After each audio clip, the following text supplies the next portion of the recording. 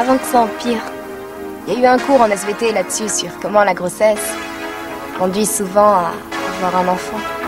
Adaptation, improvisation. Mais ta faiblesse, ce n'est pas la technique. À l'occasion, je vous mettrai un petit coup de polish. T'es sûr de ce que tu fais? J'ai des fiches très détaillées sur l'anatomie humaine. Je m'en doute. Ça fait de vous un tueur plus efficace, n'est-ce pas? Exact. Ah, non mais t'es fou, pourquoi tu hurles comme ça? Toutes les 5 minutes, il y a une bombe ou je ne sais pas quoi. Bonjour à tous et bienvenue dans notre podcast 3 Actus Ciné Sinon Rien, avec moi pour m'accompagner Moss. Bonjour tout le monde. Et Gino. Bien le bonsoir. Le principe de l'émission est simple, on commentera 3 actus qui ont secoué les réseaux sociaux, on en débat ensemble dans les cases commentaires afin que vous puissiez y répondre et vous exprimer. Nous essaierons dans la mesure du possible d'y répondre. Le film Alien préféré de Sigourney Weaver, Avatar dépasse Avenger et un retour sur les Césars, et ça commence maintenant. Commissaire, on nous communique que la police a découvert que la victime du second meurtre portait le même nom que la femme tuée ce matin. Monsieur le commissaire, est-il exact que ces 2 meurtres ont été commis dans le même ordre que l'annuaire? Première news, la saga Alien, Sigourney Weaver explique quel film est le meilleur. Dans ce débat qui agite les fans depuis longtemps, Sigourney Weaver tranche sans hésiter et voici pourquoi. C'est une des plus vieilles lunes de la pop culture cinématographique. Quel est le meilleur film Alien exactement? Est-ce que c'est le séminal Alien le 8e passager de Ridley Scott, pur slasher spatial extrêmement vicieux qui fait avec beaucoup de débrouille et de créativité? Est-ce que c'est Alien le retour de James Cameron, moins orienté horreur et plus proche du survival d'action, mais laissant les personnages et les bestioles exprimer leur plein potentiel? Est-ce que c'est Alien 3, ou plutôt ce qu'il aurait pu être si le studio n'avait pas profondément abîmé le projet fou de David Fincher, ou le baroque, ludique et très décomplexé Alien la résurrection de Jean-Pierre Jeunet? Prometheus ou encore Alien Covenant pour leur... Non, je déconne. En tout cas, c'est ce que Sigourney Weaver déclare. Oh mon Dieu, c'est difficile. L'histoire la mieux construite pour le personnage était celle d'Alien le retour. Rien que parce que James Cameron a le sens incroyable de la structure de la narration. Sortir ce personnage de l'hypersommeil, de l'envoyer en exil dans un endroit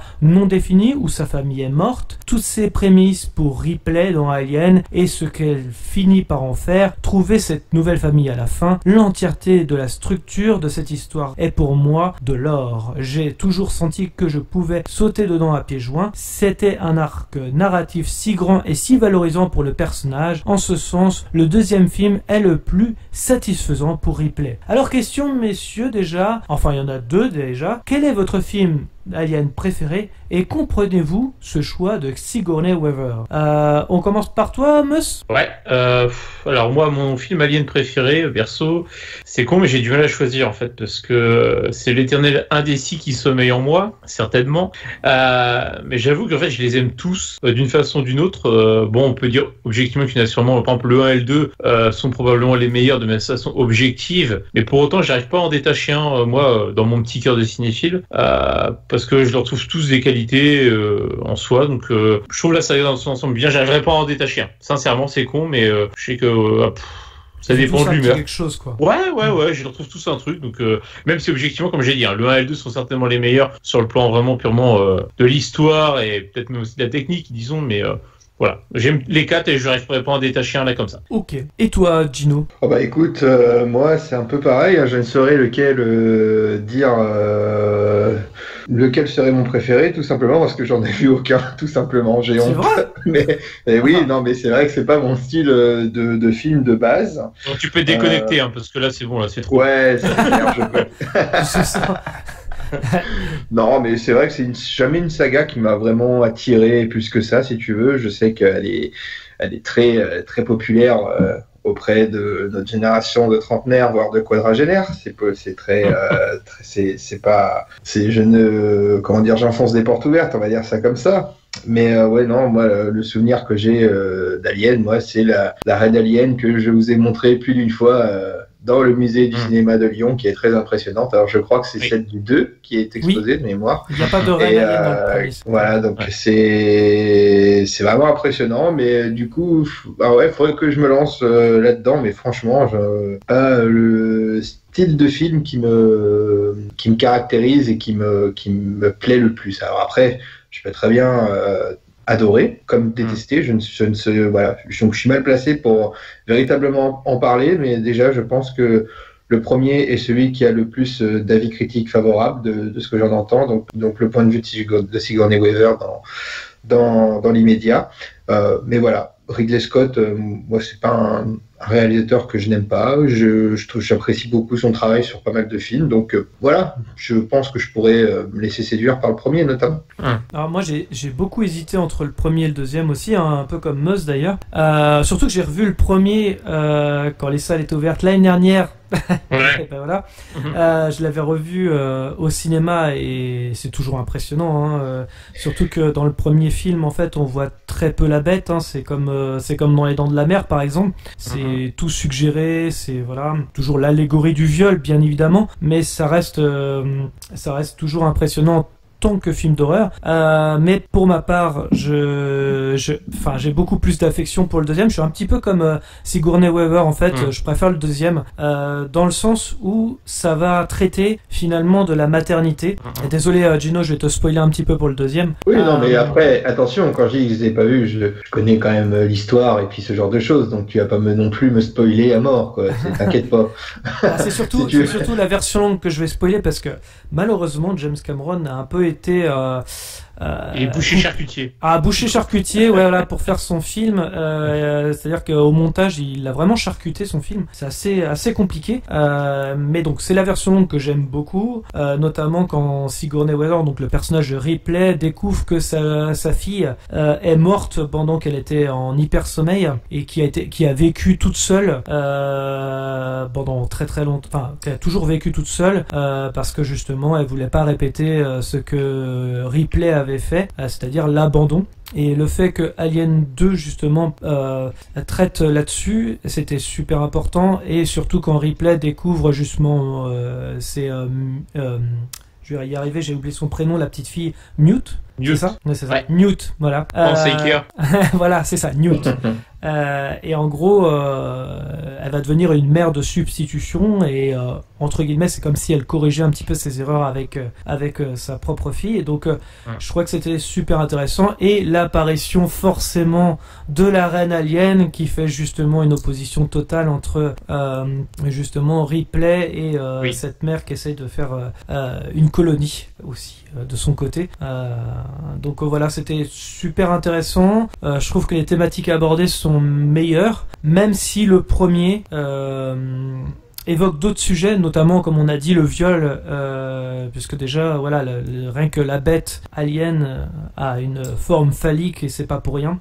Donc voilà, c'est toujours des thématiques que j'aime beaucoup. Et mais bon, le 2 reste quand même pour ma part un meilleur film. Je dirais que le 1 il a une aura que le 2 n'a pas, dans le sens où déjà c'est lui qui introduit l'univers, on découvre en voyant le 1 forcément, et surtout il y a une aura un peu plus fantastique dans le sens où c'est très mystérieux, tu vois, ce vaisseau échoué, on sait pas d'où il vient, qu'est-ce que c'est, etc. On n'en sait rien, tu vois, on se pose plein de questions finalement sur plein de trucs auxquels on n'a pas les réponses, et finalement c'est bien, ça crée vraiment un univers hyper mystérieux et auquel on a envie c'est fascinant quoi, du coup on a envie d'en savoir plus, alors que il se concentre pas trop sur la mythologie, si je puis dire, le 2, même s'il introduit la reine alien, tu vois, il introduit des éléments supplémentaires, mais du coup c'est plus ça met plus les pieds dans le plat, disons. Il est pas moins bon pour autant, c'est juste que voilà, c'est vrai c'est une autre façon, une autre vision de l'univers, mais heureusement, ce qu'on s'était dit déjà entre nous, c'est-à-dire que heureusement qu'il a fait ça, parce que finalement si c'est un copier-coller du 1, encore une fois, ça aurait été un film un peu sans personnalité quoi. C'est ce que j'allais dire en fait, c'est que James Cameron a réussi à pas tomber dans le piège justement de la redite, sachant qu'on est quand même sur la même planète, on visite le même vaisseau, et pourtant on n'est pas du tout dans la redite, on est sur une colonie humaine qui essaye justement de coloniser cette planète, et en même temps donc il retombe sur ce fameux vaisseau du premier film, et ça va être une catastrophe parce que on imagine, déjà dans le premier on n'avait qu'un seul alien, on pouvait imaginer justement si on avait d'autres avec d'autres humains, quoi. Et là on se dit mais ça va être une horreur, ça va être une boucherie. Enfin voilà, on est moins dans l'horreur, plus dans l'action, et en même temps on explore un petit peu plus. On n'est pas dans la redite, et oui c'est clair que c'est toujours plus, encore plus, et voilà, ça c'est pas du tout dans la redite du premier. On a aussi l'effet inverse avec le robot, qui est pas inintéressante non plus. C'est vrai. On se disait justement que c'est pas du tout dans la redite, c'est que le personnage de Ian Holm dans le premier film, c'était le méchant. En tant que robot, et là on est dans le doute tout le film, on se dit mais est-ce que c'est un connard aussi? Pas vrai. Du tout, justement c'est l'effet inverse, au contraire on s'attache à lui. Bishop, voilà. Donc, Henriksen. c'est ça, ouais. Après voilà, je suis pas non plus, je trouve pas que le 3 et le 4 soient détestables, loin de là. Le 3 j'aime beaucoup aussi, le côté on revient un petit peu plus de dans... défauts, mais ils sont pas ils sont pas mauvais pour autant, je trouve. Ils ont été défoncés un peu injustement. La commission de tournage du 3, on sait que David Fincher en a chié, était dégoûté du tournage, il a fait tout plaquer, il a tout plaqué de faire parce qu'il veut plus entendre parler de ce film. Bon, ça là on reviendra pas dessus, mais voilà. Et le 4, c'est vrai que le problème c'est que tout avait été un peu dit quelque part, mais c'est plus un film avec une pincée de second degré. Finalement le 4 quelque part on peut un peu le prendre comme ça, donc il faut le prendre comme ça. Pour autant il y a aussi Jean-Pierre Jeunet quand même, un cocorico, mais c'est vrai que c'est vraiment la patte. Ouais. Il y a quand même des quelques bonnes idées, tu sais, le côté, on se spoil encore, mais le côté clonage, mais tu sais, les différentes versions de Ripley déformées, les difformités, tu sais, ce côté un peu inhumain sur les expériences, comme ça, l'homme qui joue avec aussi la nature et qui se prend toujours pareil à pouvoir créer ce qu'il veut et tout. Il y a des petites choses sympas quand même dans l'idée. C'est le moins bon, objectivement, mais il mérite le coup d'être vu. Et il a été trop défoncé injustement, je trouve, ce film, alors que quand tu vois des Covenant à côté ou même Prometheus, d'ailleurs. Prometheus, je veux dire, je trouve Alien 4 beaucoup plus dans la lignée, dans l'esprit en tout cas des premiers que ce qu'a fait Ridley Scott sur les 2 derniers opus. Mais on n'a pas parlé d'Alien versus Predator. Est-ce qu'on peut vraiment les compter? Je sais pas. Est-ce qu'on doit les compter? C'est la question. L'art de saloper 2 monstres en un, tu sais, c'est un talent quand même. Ça. C'est bon. Encore que tu sais, tu te dis le 1 n'est pas bon, mais ça reste le moins mauvais des deux, parce que le Requiem, c'est une catastrophe, même sur le plan technique. J'avais mal à la tête. Tu te rappelles au cinéma? Je sais pas si filmé de très près dans le noir et avec une caméra à l'épaule qui bouge, une horreur. Tu vois rien de l'action. Pour la nausée, c'est parfait. Faire une crise d'épilepsie, nickel.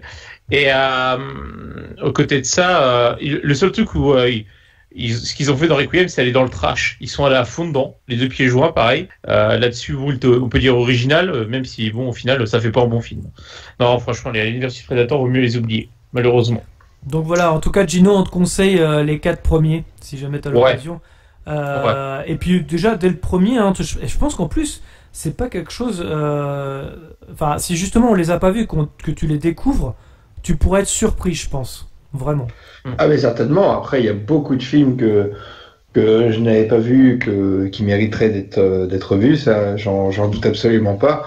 Mais c'est vrai que c'est pas les premiers films sur lesquels je me lance en priorité, quoi. Moi, c'est vrai que je vais être plus dans des films à grand spectacle ou des blockbusters un peu action, plus orientés action-aventure, ce genre de choses que du survival horror ou quoi que ce soit, quoi. Même science-fiction, tu vois, c'est pas non plus mes domaines de prédilection, si tu veux. Mais c'est con parce que la deuxième news, on va parler de science-fiction. Oui, mais ça reste un film que j'ai vu.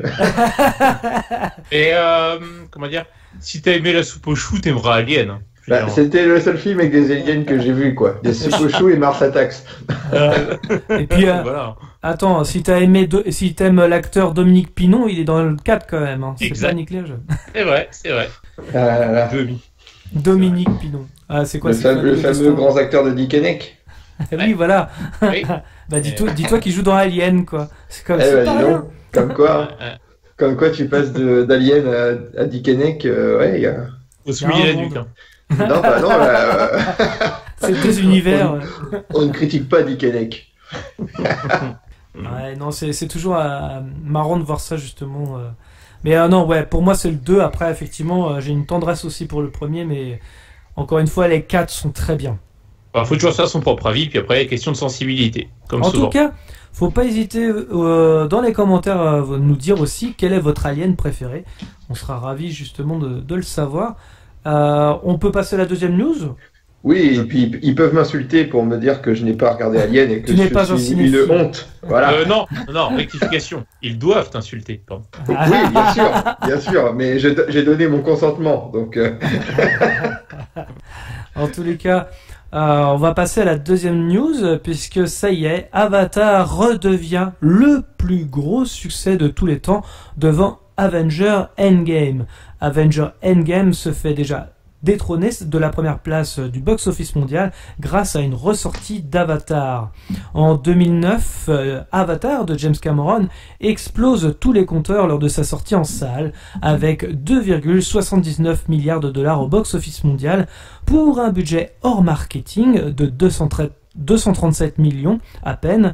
Le film entre dans l'histoire et détrône Titanic qui dominait le box-office mondial depuis 98. 10 ans à peine après ce triomphe, les navires chutent de leur piédestal avec l'arrivée d'une bande de justifiés ultra lucratifs. Avengers Endgame permet à Marvel de récolter la jolie bagatelle de 2,797 milliards de dollars. Le China Film Bureau, un organe officiel du gouvernement chinois chargé de distribuer les autorisations d'exploitation, a effectivement décidé de ressortir plusieurs gros succès au box-office local pour redonner un peu de vitalité aux exploitants locaux. Les salles en Chine ont également souffert de la pandémie de Covid-19. C'est dans ce contexte qu'Avatar est ressorti ce mois-ci. Le film a dépassé Endgame sans trop de peine. C'est le premier film de l'histoire à battre le record de 2,8 milliards de dollars. Tout ça prouve une nouvelle fois que le marché chinois est de plus en plus incontournable pour le cinéma international et notamment pour les blockbusters. Il s'agit du deuxième marché mondial après l'Amérique du Nord et la première place du box-office en 2020 est détenue par The 800, un film chinois qui a fait une très belle campagne en Asie. Notons néanmoins que toutes ces histoires de gros sous sont plus que relatives, l'inflation n'est pas prise en compte et c'est impossible réellement de comparer la carrière des films actuels avec celle des longs métrages plus anciens. Des films comme Autant en emporte le vent restent ainsi des succès immenses à une époque où l'accès aux salles, les spectateurs et le monde étaient complètement différents. C'est donc avant tout une affaire de communication et particulièrement ici puisque c'est finalement Disney qui félicite Disney. James Cameron, lui, travaille en ce moment même sur la suite de son épopée futuriste. Avatar 2 est attendu pour le 16 février 2022, je rappelle, et sera suivi 2 ans plus tard par Avatar 3. Donc en tout, 5 films sont prévus pour l'instant. Alors, qu'est-ce que vous en pensez justement de cette news ? Est-ce que c'est un succès mérité? Est-ce que justement alors on avait déjà parlé de ça, mais est-ce que vous attendez les suites? Mais ça, je pense qu'on avait déjà répondu ça dans un précédent podcast. Bref, dites-moi tout. Oui, c'est un succès mérité à mon sens. Parce que malgré que ces fabuleux films Marvel sortent à intervalles réguliers et ainsi de suite, Avatar n'est pas un film qui est noyé dans une masse de films d'une même série. Pour moi, c'est ça qui fait la différence aussi, je pense, sans vouloir dénigrer les spectateurs avides de Marvel, du Marvel Cinematic Universe, du MCU. Yeah. Je trouve que malgré tout, Endgame, du coup, sera un film parmi d'autres dans cet univers. Alors qu'Avatar est, pour l'instant, bon, même s'il y en a 5 qui sont prévus au fur et à mesure, là, on est sur vraiment une création pure et dure. Je trouve que ça a d'autant plus de mérite d'être numéro 1, même si c'est une place anecdotique, et puis après, rien ne nous dit... Alors, je sais pas si le MCU a été distribué en Chine aussi. Si... Avenger Endgame a été donc ouais. Ok, donc voilà, c'est donc là les chiffres en tiennent compte sur l'ensemble du globe. D'accord, ça marche. Donc non, moi je suis plutôt même ravi que du coup on ait un film que, comme j'avais pu le dire sur le podcast quand on avait parlé d'Avatar à l'époque, où on a un réalisateur bon qui pour qui on sait que les studios ne rechigne jamais à dépenser des milliards et des milliards pour qu'il puisse faire ses films. Donc là-dessus, il a pu exploiter toute sa filière créative, ainsi de suite. Par contre, attention, il ne faut pas que du coup ce résultat-là biaise la réalisation et la production des 2 futurs épisodes de prévus, même s'il avait ses idées, on avait évoqué avec le monde aquatique, ce genre de choses. Voilà, j'espère que du coup il y aura tout autant de talent dans les 2 prochains volets. Mais pour moi, je trouve que c'est un succès mérité parce que on n'est pas dans une facilité de prod ou quoi que ce soit. C'était quand même un challenge à tenir. Après, il s'est voulu être le film le plus révolutionnaire de son époque quand il est sorti. Bah écoute, on peut penser qu'il a réussi son pari, James Cameron. Et justement, avant de donner la parole à Meus, c'est vrai que là, est-ce que Avengers Endgame méritait justement tant de succès? C'est un peu la question aussi que je me pose par rapport à Avatar. Par rapport à Avatar, c'est une question d'époque aussi. Hein. Tu sais, est-ce que les westerns à l'époque ils devaient mériter le même succès tous les uns que les autres?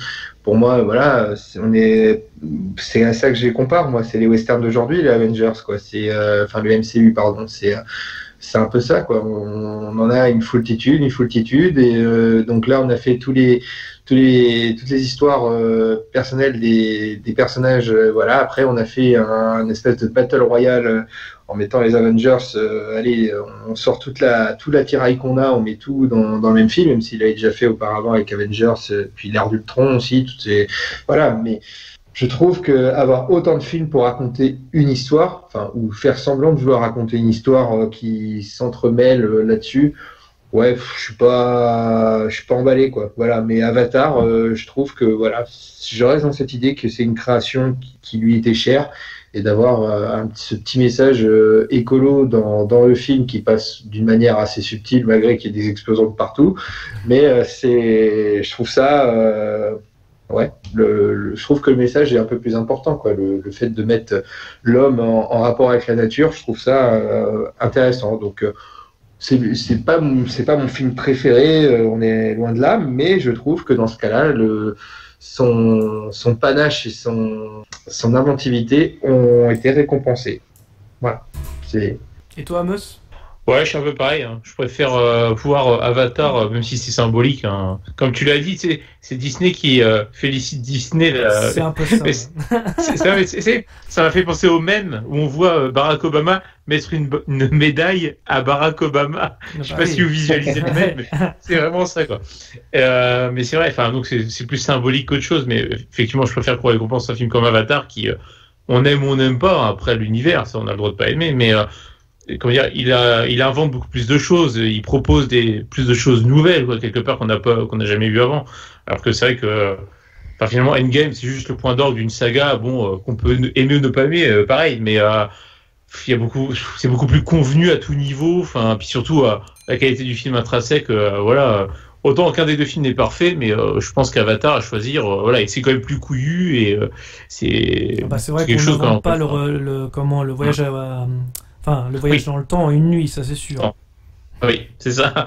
C'est pour ça, voilà, il y a des trucs, bon, on va pas faire critique d'Endgame, c'est sûr, mais voilà, il y a quand même beaucoup de choses à redire. Donc, puis surtout, encore une fois, bon, les contextes sont différents, mais comme ça a été dit, hein, Endgame a eu la chance de bénéficier surtout de l'ouverture du marché chinois qui n'était pas aussi développé en 2009. Donc après c'est difficile de comparer les époques, c'est un peu comme au foot, hein, comparer les meilleurs joueurs, machin, selon les époques, c'est complexe à faire, hein, c'est pas toujours très pertinent. Mais voilà, en tout cas sur le plan symbolique, je préfère 1000 fois Avatar pour bien des raisons en tout cas que Endgame. Donc je suis assez content parce que pour moi, ouais, Endgame c'était un chouïa usurpé, c'est subjectif, hein, mais oui. Je vais pas réinventer l'eau chaude avec vous, hein, parce que je suis un peu du même avis. Du coup, on a à peu près le même avis, ouais. C'est cool.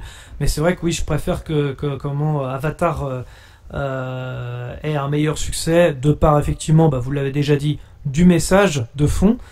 Contrairement à Endgame qui annule tous les effets dramatiques de son film précédent. En un claquement de doigts, comme on dit, alors que pourtant je pense à Infinity War qui est juste avant et qui était beaucoup plus dramatique, porté sur le drame, et et avait plus de fond d'ailleurs, parce qu'il y a un petit message écolo avec comment il s'appelle, Thanos quelque part aussi, c'est-à-dire tuer la moitié de l'univers pour que justement on puisse tous survivre parce que on exploite trop l'univers. Bon bah c'est quand même un message aussi écolo, mais c'est vrai que Avatar a plus de sens pour ma part. Et pareil, ce n'est pas une adaptation, c'est vraiment l'imagination carrément de James Cameron, et qui a dépassé son propre record après Titanic, parce que Titanic c'est lui quand même, quoi. Donc encore une fois, on salue mine de rien l'audace aussi. Et de repousser toujours les effets techniques, et je pense que même ces suites repousseront encore une fois les procédés techniques. Ce sera quoi qu'il arrive un réalisateur qui va marquer le cinéma et qui a déjà marqué le cinéma, donc voilà, c'est quelque chose qui est quand même important. Et oui, effectivement, je suis très content pour Avatar et qu'il ait dépassé Endgame, où je trouve que Endgame justement on va dire a de nombreux défauts, et surtout que, comment dire, sauf erreur de ma part, faudrait vérifier l'info, mais comment dire, Disney avait volontairement laissé dans les salles Endgame hyper longtemps, et fait le forcing pour justement essayer de battre autant que possible Avatar, essayer de se rapprocher et de battre. Donc en fait, il a aussi je sais plus combien de semaines, enfin beaucoup plus qu'un film conventionnel, quoi, alors que ça faisait de moins en moins d'entrées, très très peu, mais bon, juste en faire pour le principe, c'est ça. Mais c'est vrai, oui, il y a eu des articles là-dessus, je te rejoins là-dessus, effectivement. Donc voilà. Je sais pas si vous vouliez rajouter quelque chose par rapport à Avatar, ou est-ce qu'on a fait le tour? Non, mais ce qui est très intéressant, et c'est vrai qu'on a pu l'évoquer à plusieurs reprises dans nos podcasts précédents, voilà, c'est aussi, comme on l'a déjà dit, c'est le mérite de Cameron, qui pour moi est entre guillemets un visionnaire, ou en avance sur son temps techniquement, je parle, pas forcément sur les scénarios, parce que le scénario de Titanic, il est somme toute assez banal, une histoire d'amour qu'on a collé sur un événement historique, mais par contre, il y a lutte des classes et tout à fait, mais je trouve que par contre techniquement, visuellement, à chaque fois, un film de Cameron t'en prend plein les yeux, quoi. C'est magnifique, quoi. Même encore Avatar aujourd'hui, on l'a déjà dit dans ce podcast, mais il fait passer parfois les films de 2020 voire 2021 pour des amateurs, quoi. Encore aujourd'hui. Oui, complètement. Et puis si des réalisateurs aujourd'hui peuvent faire des films intéressants techniquement, c'est aussi grâce à lui qui a su on va dire, démocratiser certains principes de cinéma. Donc c'est vachement intéressant.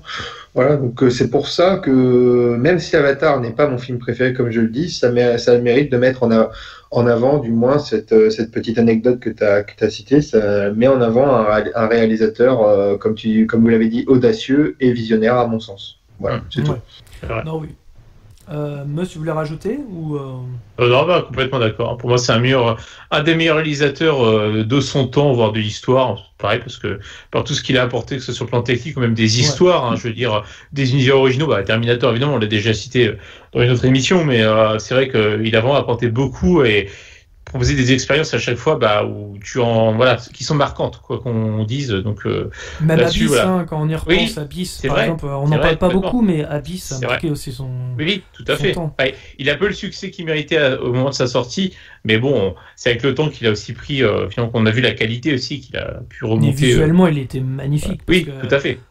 Techniquement, c'est pareil, c'était très compliqué à faire, et non, il avait dépassé le truc.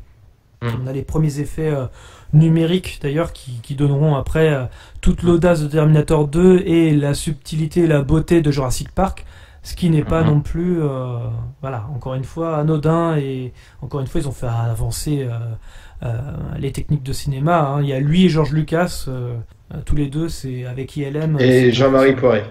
C'est vrai que quand il se transforme en merde, j'avoue que c'est incroyable.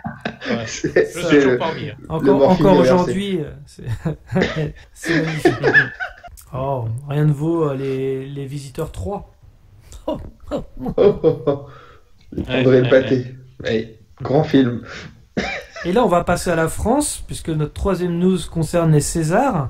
Voilà, pour la première fois de sa carrière, Albert Dupontel a remporté le César du meilleur film pour Adieu les cons, meilleure réalisation aussi d'ailleurs, vendredi 13 mars à l'Olympia. Cette comédie qui a vu sa carrière est en salle brisée par le deuxième confinement, après avoir rassemblé tout de même 700 000 spectateurs, je vais y arriver, en une semaine, qui a fait un carton plein au César avec 7 récompenses, dont celle de la meilleure réalisation, je l'ai dit. Cette 46e édition de la cérémonie a été marquée par de nombreux messages adressés à la ministre de la Culture, Roselyne Bachelot, pour qu'elle défende le cinéma et plus largement le secteur culturel victime de la crise de 2019. Alors il y a eu plusieurs événements lors des Césars. Est-ce que déjà j'allais vous poser une question, est-ce que vous avez déjà regardé l'émission ou alors est-ce que vous avez vu les meilleurs moments et s'il y a des moments que vous avez vus, est-ce qu'il y a des moments qui vous ont marqué ou des moments que vous avez détestés? Bref, allez-y, je vous écoute. Bah écoute, moi si tu veux, la cérémonie des Césars, c'est un peu le programme que je cherche à éviter un peu, tu vois, c'est un peu comme Miss France, Danse avec les stars, tout ça, j'essaie de les éviter, toutes ces émissions à élection du meilleur truc ou ce que tu veux. L'année dernière, j'avais regardé un petit peu en direct la fameuse cérémonie très, controversée du fait que Polanski était nommé, par exemple, avec donc le scandale d'Adèle Haenel, ce genre de choses. En fait, moi, c'est vrai que je la traversais à travers ces différents scandales qu'il y a pu avoir, ou par les traits d'humour des fois qui pouvaient être bien amenés, par exemple certaines années par Jérôme Commandeur, où voilà, c'était des petites pastilles qui étaient assez bien faites. François Damiens, Jamel à l'époque où il était drôle, voilà, par exemple. Ça c'est dit. ça balance. Okay. Non mais c'est vrai, faut dire ce qui est. Mais ouais, en fait, je suis pas fan du fait de dire, même s'il faut le faire, on le fait dans tout. On va récompenser un film. Et les autres seraient moins bien, d'un sens. Et moi, je trouve que juger un film par rapport à d'autres, c'est assez délicat, dans le sens où, par exemple, moi, je pourrais faire le parallèle avec ce qu'on appelle le Ballon d'Or dans le milieu du foot, où on va comparer un film de science-fiction à un film d'aventure, à un drame, à une comédie romantique, ce genre de choses. Donc les critères de sélection, c'est quoi? Je veux dire, c'est assez opaque en fait, ce genre de système de sélection déjà des nominations des films, et puis aussi sur quels critères on évalue un film pour dire qu'il est meilleur qu'un autre de manière intrinsèque, si tu veux. C'est la même chose pour les Oscars, hein, et puis pareil pour ce genre de choses pour que ce soit pour les films, pour les acteurs, si on peut encore peut-être percevoir quelques petites choses, mais il y a aussi ce côté-là où jouer, je sais pas, il y a une part de subjectivité, de toute façon. Oui, aussi, c'est ça. Je veux dire, entre jouer un amoureux transi ou un gangster sans âme, les critères de sélection ne sont pas les mêmes aussi. Donc, soit le meilleur acteur, ce genre de choses. Par contre, ce qui est bien, ce que je trouve, et dans ces cérémonies, c'est que les métiers qui sont derrière la caméra, qui sont jamais mis en avant outre mesure, que ce soit les techniciens ou autres, ont le moyen de pouvoir être récompensés par leur travail, que ce soit par les décors, les costumes, le son, les lumières, la photographie. Oui. Voilà, je trouve que ça, c'est le côté sympa, et je trouve que justement, peut-être que ça mériterait que ces cérémonies-là les mettent d'ailleurs davantage en avant. Voilà, les acteurs et réalisateurs sont sur le devant de la scène tout le long de l'année quand c'est possible, bien évidemment, quand la situation sanitaire le permet. Mais voilà, je trouve que cette soirée mériterait de mettre en avant justement les ouvriers de l'ombre, on va dire ça comme ça. Je sais pas si on peut les appeler comme ça, mais sans vouloir être méprisant ou quoi que ce soit, mais voilà, je trouve qu'ils mériteraient d'être davantage dans la lumière justement le temps d'une soirée. Il y a beaucoup de César du côté technique, hein, quand même, attention. Tout à fait, mais j'ai l'impression qu'on les passe très vite, et puis le point d'orgue, allez hop, vas-y, on te met le meilleur film, ou le meilleur réalisateur, tu vois, ou le meilleur acteur, ou la meilleure actrice. On les passe un peu vite, quoi, hein, tu vois. Technique, hein. Ouais, mais c'est on commence toujours par les meilleurs espoirs, ensuite c'est le côté technique, et enfin on finit par meilleur film, meilleure réalisation, et voilà. C'est juste pour donner un peu de... Mais voilà, après c'est bon... C'est des cérémonies, si tu veux, qu'elles aient lieu, qu'elles aient pas lieu, si tu veux, pour moi, ça Ça me fait, voilà, j'en ai absolument rien à faire, quoi.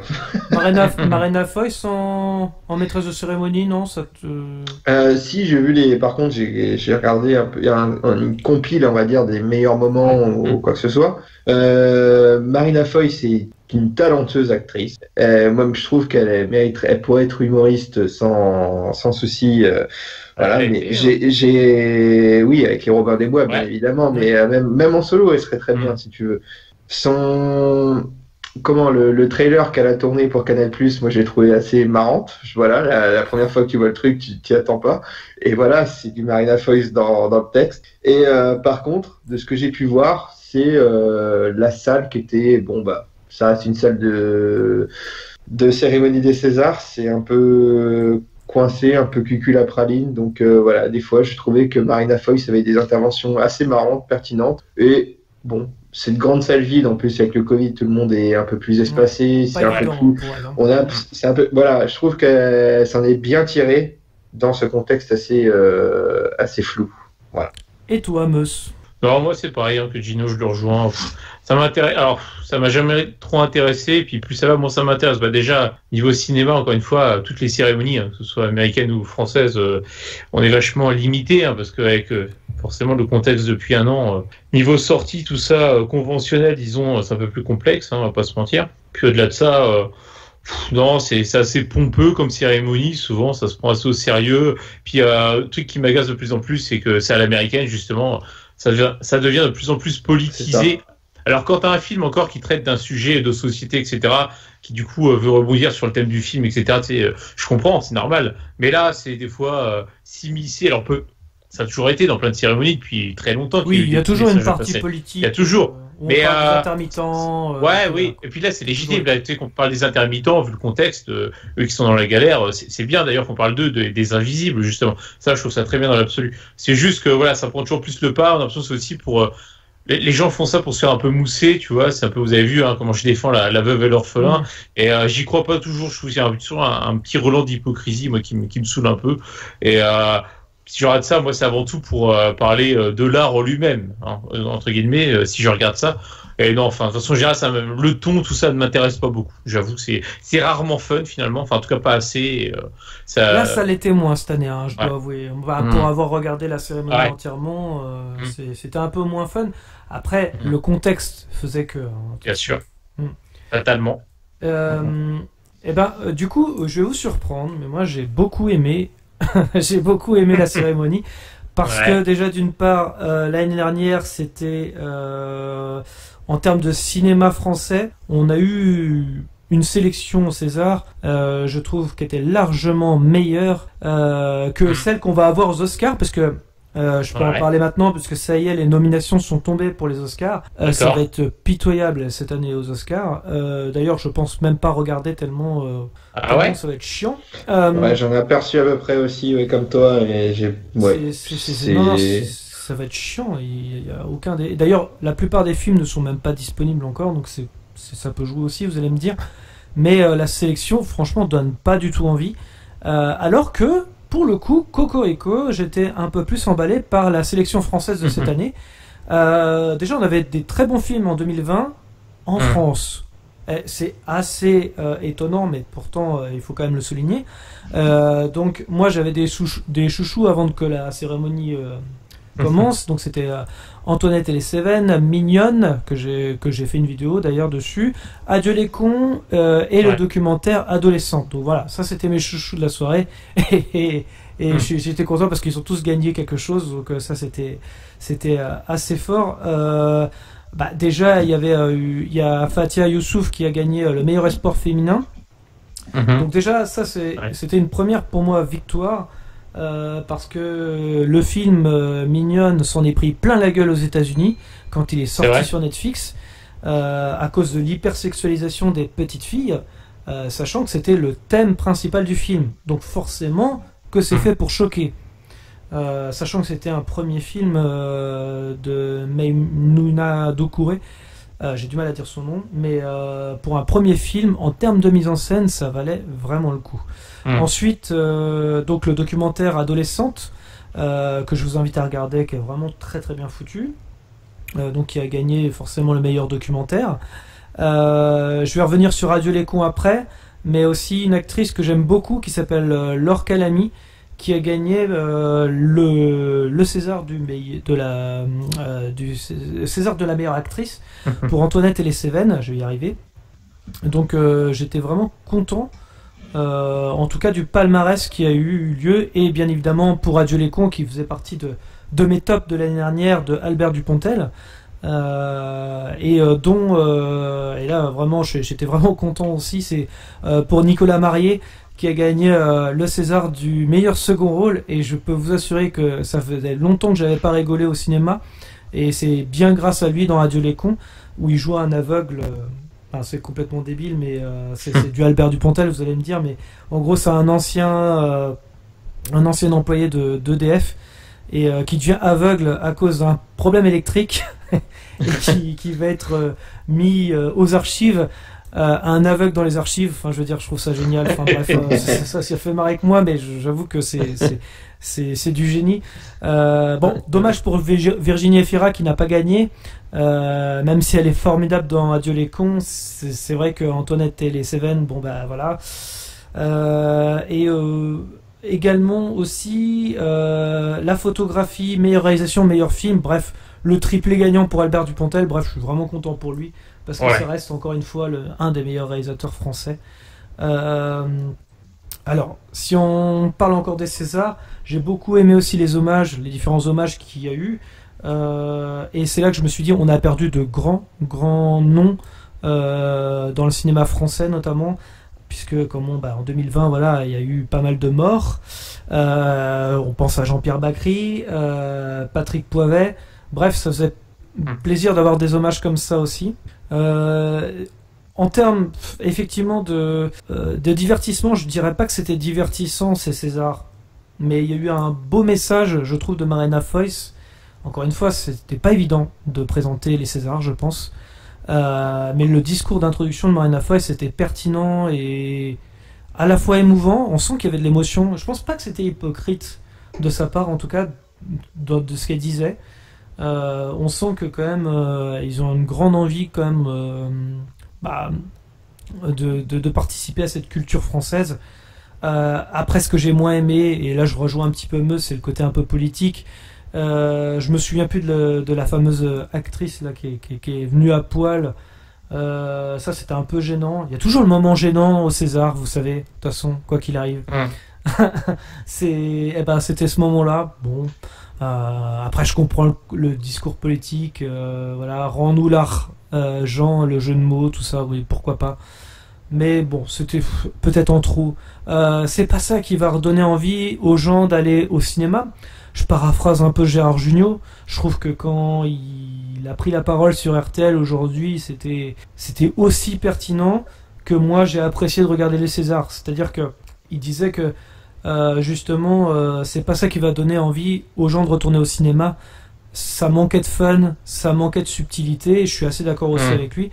Et en même temps, j'ai passé une bonne soirée parce que les films étaient bons, quoi. À chaque fois qu'il y avait la sélection des Césars était beaucoup plus intéressante que par exemple l'année dernière, alors que pourtant on a eu moins de films. C'est paradoxal. Donc voilà, et en même temps je comprends Gérard Jugnot parce qu'il a raison, ça donnait pas forcément envie aux gens de retourner aux salles de cinéma. Et je sais pas si ce sera le cas après, par la suite. Cette année risque d'être encore plus difficile puisque contrairement à l'année dernière, des films avaient été tournés et pouvaient être diffusés au cinéma, alors que cette année il y a beaucoup de tournages interrompus. Donc est-ce qu'on aura autant de films cette année? C'est pas sûr, sachant que ceux qui ont loupé Adieu les cons, ils pourront pas le voir avant un petit moment, quoi. Sachant qu'il est toujours pas sorti en Blu-ray. Je sais pas s'il y a une sortie Blu-ray possible en fait, parce que je pense qu'ils attendent la réouverture des cinémas pour diffuser Adieu les cons. Sachant qu'en plus il a eu 7 Césars, donc. Je crois qu'il va être diffusé sur Canal dans pas longtemps, de mémoire. Bon tant parce mieux, que souvent Canal a la possibilité de diffuser les films récompensés au César et aux Oscars dans le mois qui suivent. Je sais qu'ils vont passer Antoinette et les Cévennes et Adolescente, ça c'est sûr. Ça fait partie du truc. Mais Adieu les cons, je sais pas. Là, je dois t'avouer que j'ai un petit doute. Mais Non mais c'est possible parce que je sais que Les Misérables par exemple qui avait été récompensé l'année dernière, le film de Lajli, oui, il a été mis à disposition qu'il y a que 2 mois, tu vois. Donc peut-être que les gros cartons ils vont peut-être attendre. Ouais, Les Misérables, super. Franchement, c'est donc. Mais Adieu les cons, il me tarde qu'il sorte, tu vois, pour que je puisse le voir, complètement. Alors je pense que par contre, ça va peut-être en décevoir certains. Je précise quand même parce que même s'il fait partie de mon top, même si j'ai beaucoup aimé le film, je sais que 7 César, ça va le mettre sur un piédestal, le film. Et ça se trouve, les gens, quand ils vont le voir, ils vont faire donc c'était ça le 7 César, dis donc, est-ce que ça valait le coup malgré que j'ai, encore une fois, beaucoup aimé le film, ça va peut-être le mettre sur peut-être une place difficile dans le sens où peut-être que les gens vont être déçus s'ils le regardent. J'attends t'es trop haute. Peut-être, peut-être qu'on en fait un peu trop aussi. Je sais pas. Est-ce que vous aviez vu certains films de la sélection ou pas du tout? Pas du tout. J'aurais bien voulu voir moi Adieu les cons, mais j'ai pas eu l'occasion, malheureusement. D'accord. Ok. À moins de le regarder illégalement, là, je pense que c'est compliqué, quoi. Tu vois. Ouais. Moi, j'en ai un que j'avais loupé. Alors, j'en ai parlé sur Twitter. Et il a gagné le César du meilleur film étranger, qui est d'ailleurs aussi nominé aux Oscars, rappelons-le. Donc, le film de Thomas Vinterberg, Drunk, avec Mike Mickelson. Donc, ça, celui-là, malheureusement, je l'ai loupé. Et c'est vrai qu'il m'intéressait beaucoup. Et malheureusement, c'est pareil que Adieu les cons, c'est-à-dire que la semaine où il est sorti, malheureusement les cinémas fermaient à ce moment-là. Donc c'est un peu compliqué aussi d'aller voir ce genre de film. Pour l'instant, il n'est toujours pas sorti en Blu-ray non plus. Donc ça, c'est un peu dommage. Mais globalement, la cérémonie, même si elle était particulière, en tout cas, la sélection était assez bonne pour que je regarde et c'était plutôt divertissant quand même dans l'ensemble. Voilà. Moi, après, c'est pareil, c'est toujours délicat les cérémonies. Il y a toujours un décalage d'ailleurs entre la France et les États-Unis par rapport aux shows qui sont présentés parce qu'effectivement, les Oscars c'est toujours assez grandiose quand même à regarder malgré que même si la sélection est moins bonne, on sait que les Oscars, il y a le show à l'américaine quand même. Alors que les Césars, effectivement, je rejoins un petit peu Gino, c'est un peu plus coincé, on va dire. Ouais. C'est que ce qu'ils devraient faire, quand j'y pense, pour détendre l'atmosphère, ils lancent la cérémonie sur des fausses interviews de stars américaines où ils font les doublages, comme on a fait pour l'anniversaire d'un certain Gino, et hop, tu vois. Je suis assez d'accord. C'est vrai que ça manquait de sketch, en fait. C'est-à-dire que... c'est bizarre, mais en fait il y avait même pas de sketch cette année. Enfin, c'était assez monocorde quelque part sur la durée de la cérémonie. On sent qu'il n'y avait pas d'after après. Alors, ça ils l'ont dit plusieurs fois, c'est que en gros c'est un César et au lit quoi. Ouais, c'est ça. Ouais, c'est vrai que c'est compliqué aussi dans ce genre de situation. Faut y aller aussi pour faire un sketch dans ce genre d'endroit. Faut avoir le courage, faut avoir le cran. Parce que je peux te dire que le public en face, c'est un peu, comme je disais, un peu coincé, tout ça, quoi. La meilleure année, c'était quand Alain Chabat il l'avait présenté. Ah là, ça c'était. Ah là, cette cérémonie-là, tu te faisais jamais chier. T'avais vraiment. Je crois tout Canal+ qui participait, les Robin des Bois, Jamel aussi, effectivement, quand il était drôle, comme disait Gino. Mais vraiment, c'était quand Alain Chabat a présenté, j'en pouvais plus. J'étais en larmes tellement c'était génial, quoi. C'était drôle de A à Z, quoi. Et là, les sketchs étaient intéressants. Là, cette année, je peux comprendre qu'on n'en ait pas fait beaucoup, quoi. Ça, c'est sûr. Il n'y avait pas eu une vanne, je sais plus, qui avait mis un peu le malaise de Laurent Lafitte, il y a, je sais plus, 2 ou 3 ans, un truc comme ça. Oui, c'est possible. Il y avait un truc. Ah, je sais plus. Si, mais je crois que c'était voulu aussi. C'était voulu. Oui, c'était de mémoire, complètement. Il me semble que c'est ça, en effet. Je crois que c'est Laurent Lafitte. Ouais. Et, honnêtement, les meilleurs sketchs que j'ai vus, moi, ces dernières années, c'était 2 remises des Césars des meilleurs costumes. C'est Jérôme Commandeur qui les a fait. C'est à mourir de rire. Moi, c'est le genre d'humour que j'adore. Et toujours sur Jérôme Commandeur, il y a une vidéo sur YouTube qui existe encore. C'était à l'époque où il était invité à faire le tapis rouge aux Oscars. Il était avec Laurent Veil, il y a un autre intervenant de Canal. Ouais. Et les deux autres, ils en peuvent plus, ils sont morts de rire sans arrêt parce que l'autre, il part dans des scénars, tu sens qu'ils sont fatigués et tout. Et l'autre, sur le bord du tapis rouge, et sur le bord du tapis rouge, il fait le con. Et t'as des acteurs, des grands acteurs, je sais plus, à la fin, ils font alors, le Jérôme, qui est-ce que vous avez bien aimé aujourd'hui? Il fait, on a quand même vu Sting et tout. Ouais, un peu fier, Sting, tout ça. Quoi. Genre, voilà, le mec, il fait des commentaires et tout. C'est, voilà, c'est, oui, il y a, on voit Monique Frison qui arrive, ce genre de choses. Non, mais ouais, moi j'adore ce genre d'humour et je trouve que c'est le dernier qui m'a vraiment fait rire quand j'ai vu des extraits de lui dans des cérémonies. Il détend vraiment l'atmosphère, quoi. Et t'entends des rires vraiment sincères du truc, quoi. Parce que bon, j'ai eu dans les soi-disant meilleurs moments des Césars cette année, il y avait ils ont quand même repassé Valérie Lemercier. Bon, un sketch de 3 minutes sur le caca, ça va, quoi. Voilà. Ouais. Mais j'adore Valérie Lemercier, hein, voilà, Béatrice de Montmirail, voilà, mais là, non, c'est pas possible, quoi. Elle est capable de beaucoup mieux que ça, quand même, quoi. Florence Foresti aussi était pas trop mal en maîtresse de cérémonie. Hein. Ça allait, oui.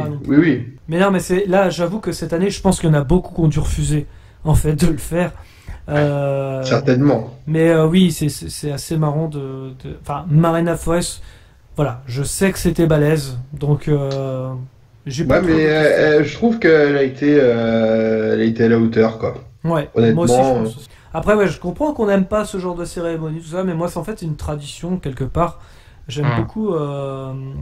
Enfin, je regarde pas tous les ans, ça dépend de la sélection des films, si j'ai aimé ou pas. C'est ça. Je dois vous avouer que c'est par rapport à la sélection que je vais regarder. C'est pas forcément par rapport au maître de cérémonie ou à la maîtresse de cérémonie, c'est plus par rapport à la sélection. Je peux te dire que c'est quand même mieux, et Mus me confirmera peut-être que c'est quand même mieux qu'une cérémonie du Ballon d'Or présentée par David Ginola avec Martin Solveig en DJ, hein, on est bien d'accord. Le malaise, de toute façon, il y a une séquence qui est sur Malaise TV, hein, c'est pas pour rien. L'horreur. Oui, oui, avec Martin Solveig.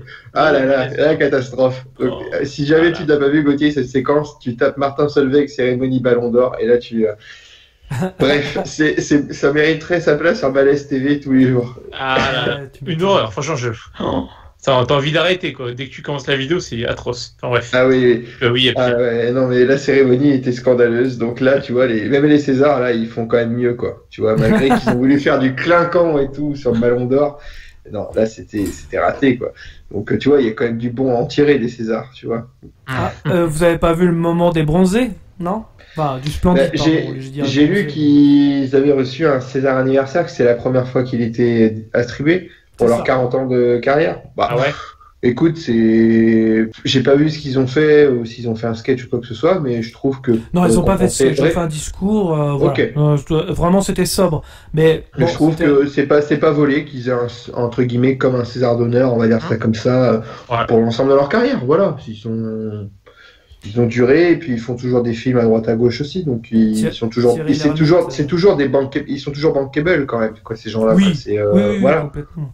Thierry Lhermitte qui a mis son costume du Père Noël éternel. Oui, par contre, j'ai vu ça. La photo, ouais. J'ai vu la photo, oui, exact. Il n'y a pas trop changé, hein, Thierry Lhermitte. Hein, par contre, quand on voit les autres, effectivement, il y a eu, il y a eu le temps est passé. Hein. Le temps est dur avec certaines personnes.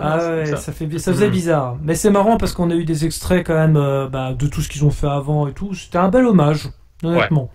C'était, comme dit Gino, c'est de toute façon, oui, mérité parce qu'on s'en souvient tous et ça fait des cartons d'audience. C'est la troupe d'une époque, quoi. Voilà, nos parents nous ont montré ça quand on était gamins. Eux, ils ont grandi avec ça.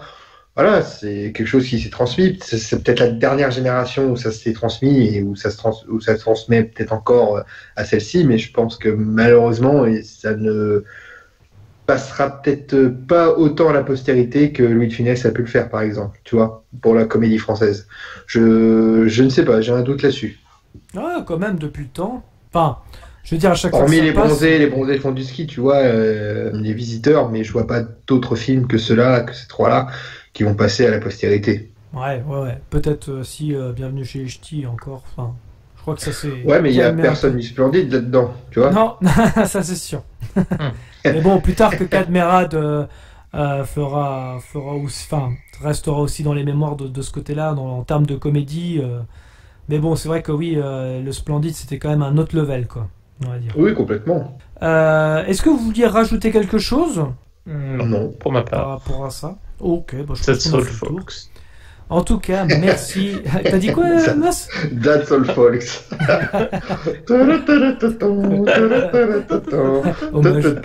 On aurait pu rajouter la news de Lola Bunny, mais on va pas le faire. Mais parce que ça va énerver Meus. La news de Lola Bunny. Eh ben, C'est quoi ça? Non, parce qu'elle a été désexualisée pour Space Jam 2. Bah oui. Donc voilà. Mon Dieu. J'aurais pu le rajouter. L'horreur, l'horreur, quasiment le nazisme. Donc voilà, j'ai pas osé le faire, mais voilà. En tous les c'était cas, la news bonus. Voilà, c'était oui, n'importe quoi. En tout cas, merci à tous de nous avoir suivis. Je vous rappelle que vous pouvez clocher, commenter, mettre un pouce bleu, nous suivre sur les réseaux sociaux Facebook, Twitter, Instagram. Les liens sont dans les descriptions. Dans tous les cas, rendez-vous dans les salles obscures quand on va réouvrir pour de nouvelles aventures. Bonne soirée à tous. Salut tout le monde. À la prochaine, salut. Avant que ça empire, il y a eu un cours en SVT là-dessus sur comment la grossesse conduit souvent à avoir un enfant. Adaptation, improvisation. Mais ta faiblesse, ce n'est pas la technique. À l'occasion, je vous mettrai un petit coup de polish. T'es sûr de ce que tu fais? J'ai des fiches très détaillées sur l'anatomie humaine. Je m'en doute. Ça fait de vous un tueur plus efficace, n'est-ce pas? Exact.